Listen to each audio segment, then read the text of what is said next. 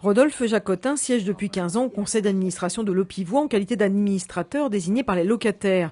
L'Aupivoix, c'est l'un des plus importants bailleurs sociaux de France avec 22 000 logements rien que dans les Yvelines. L'annonce du retour de Pierre Bédier, président du conseil départemental, au sein du conseil d'administration de l'Aupivoix est loin de le réjouir. Pierre Bédier a pourtant été président de l'office entre 1994 et 2005, mais il a été condamné en 2006 pour recel d'abus de biens sociaux et c'est, selon Rodolphe Jacotin, incompatible avec son retour au sein de l'Aupivoix. Au titre de la loi du Code de la construction, normalement, toute personne qui a été condamnée au titre de l'article L241 ne peut pas siéger au sein d'un organisme public. Avec la condamnation pénale de Pierre Bédier, normalement, il ne peut pas siéger au sein d'un office public, donc en l'occurrence l'Aupivoix, qui est un office public départemental de logement social. Rodolphe Jacotin a adressé un courrier dans ce sens au préfet des Yvelines et au procureur de la République, en attendant le prochain conseil d'administration qui pourrait se tenir début juillet.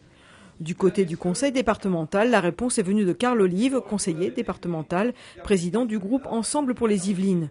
Selon lui, il s'agit d'une vindicte contre les élus républicains. Dans un communiqué de presse, il évoque une énième élucubration. Le président de l'EPI rappelle que Pierre Bédier connaît très bien le fonctionnement de l'office et qu'il est temps de connaître la situation réelle. Rodolphe Jacotin, de son côté, craint également un éclatement de l'Aupivoix interdépartemental en 3 entités.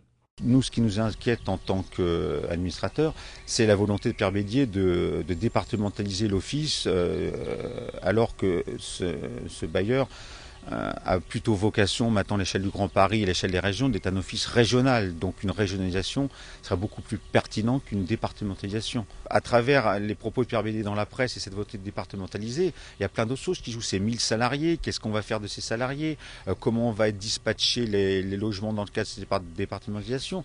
Fondé en 1920, l'Aupivoix gère aujourd'hui plus de 50 000 logements répartis dans 7 départements d'Île-de-France et emploie 930 collaborateurs.